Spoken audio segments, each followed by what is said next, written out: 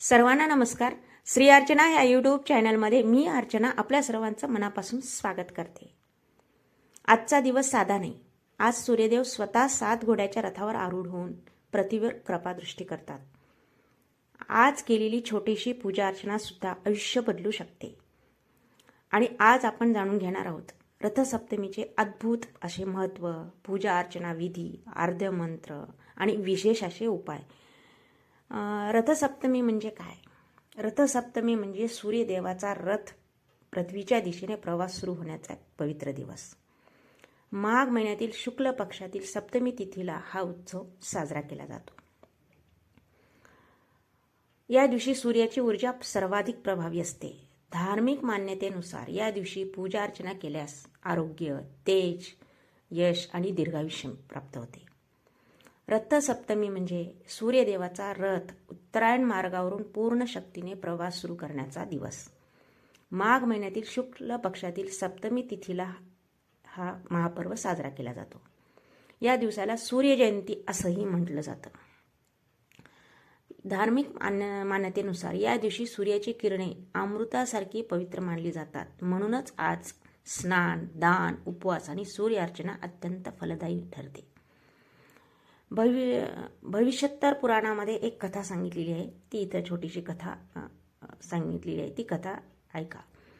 एकदा काय झालं, कश्यप ऋषीचा पुत्र सूर्यदेव बालपणी अत्यंत तेजस्वी होते. एक गरीब ब्राह्मण कुष्ठरोगाने त्रस्त झाला. त्याने 7 दिवस सूर्याची उपासना केली, सूर्य उपासना. सप्तमी दिवशी सूर्यदेव रथावर प्रगट झाले आणि त्याचे सर्व रोग नष्ट झाले. तेव्हापासून या दिवसाला रथसप्तमी असं म्हणतात.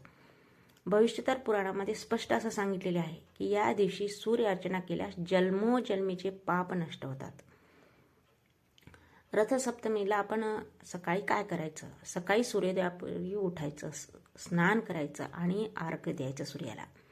महाराष्ट्रात परंपरेनुसार डोक्यावर 7 एरंड किंवा दुर्वा पाणी ठेवून स्नान केले जाते. त्यामुळे काय होते, 7 जन्माचे दोष नष्ट होतात असंही मानलेलं आहे. या दिवशी कोणत्या रंगाचे कपडे घालावेत? कारण प्रत्येक सणाचं काय वेगळं वेगळं असं महत्त्व असतं. रथसप्तमीचं सुद्धा वेगळं महत्त्व आहे. रथसप्तमीला सूर्यतत्वाशी संबंधित असे रंग शुभ मानले जातात. त्यामध्ये लाल कशामुळे घालायचं? लाल कलर तेज आणि शक्तीसाठी. केशरी कलर पवित्रता आणि हे सूर्याचं आवडता रंग आहे. पिवळा रंग समृद्धी. काळे आणि गडद निळे कपडे टाळावेत या दिवशी. त्याच्यानंतर आपण सूर्य अर्घ्य कसं द्यायचं? तांब्याचं भांडं घ्यायचं, त्याच्यामध्ये हळदी कुंकू, लाल फूल, अक्षदा आणि पूर्व दिशेला तोंड उभं राहायचं आपण आणि डोळे बंद करून सूर्यदेवाचं ध्यान करायचं. अर्घ्य देताना मंत्र म्हणायचा. ओम सूर्याय नमः 11 वेळा किमान जपायचा, 108 वेळा जपायचा. त्यानंतर हा एक विशेष असा श्लोक सुद्धा म्हणायचा. सप्त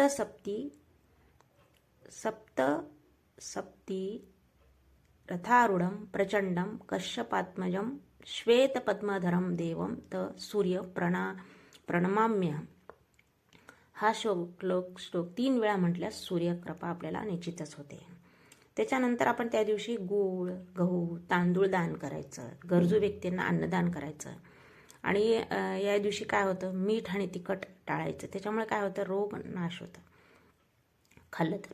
सूर्यास्तापर्यंत शक्य असल्यास आपण म्हणजे उपवास करायचा त्या दिवशी. त्याच्यामध्ये व्रतसप्तमीचे फायदेसुद्धा मी एका वाक्यात सांगते की काय काय होतात. की डोळ्याचे विकार दूर होतात, आरोग्य मजबूत राहतं, सूर्यदोष शांत होतो, सूर्यकृपा मिळते आपल्याला, घरात सकारात्मक ऊर्जा वाढते, करिअर आणि व्यवसायामध्ये प्रगती होते. रथसप्तमीच्या दिवशी रांगोळीचा सूर्य काढायचा आपल्या चौरंगावर आणि त्याची पूजा अर्चना अवश्य करायची. रथासहित रांगोळीचा सूर्य काढायचा त्या दिवशी महत्त्व असतं. त्याच्यामध्ये सप्तधान्याची पूजासुद्धा आपण करायची. त्याच्यामध्ये आपले गहू, तांदूळ, बाजरी, डाळी, तीळ, गूळ असे आपले गूळ हे असे 7 धान्याची आपण ताटामध्ये ठेवून पूजा अर्चना करायची. किमान ते वाटी तरी ठेवायचे आपण. तेव्हा एक तांदूळ वाटीभर, डाळ वाटीभर, बाजरी वाटीभर असं आपण सप्तधान्याची पूजा अर्चना म्हणजे ताटामध्ये ठेवायचं. त्याला हळदी, कुंकू, फुलं, अक्षदा, माळ, वस्त्र आणि गोडाचा नैवेद्य दाखवायचं. जर तुम्हाला सूर्यदेवाची कृपा हवी असेल तर या व्हिडिओला लाईक करा, सबस्क्राईब करा, कमेंटमध्ये ओम सूर्याय नमः लिहा.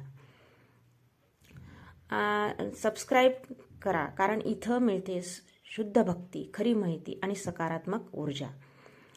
सूर्यदेव हे प्रत्यक्ष देवता आहेत. दररोज सुदर्शन देणारे एकमेव देव. त्यांची अर्चना केल्यास जीवन उजळते. सूर्यदेव म्हणजे साक्षात ब्रह्मांडाची ऊर्जा.